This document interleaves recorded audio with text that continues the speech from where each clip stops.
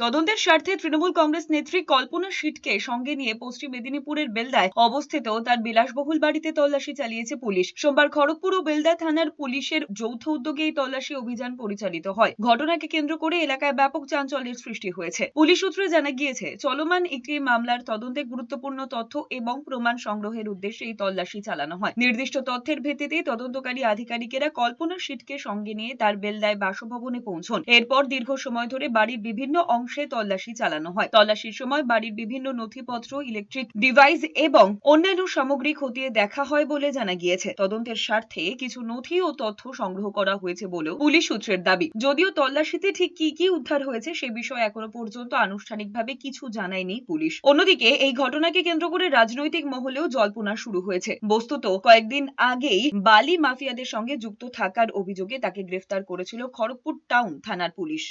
আমাকে ফাঁসানো হচ্ছে, কারণ আমি পরিষ্কার কথা বলি।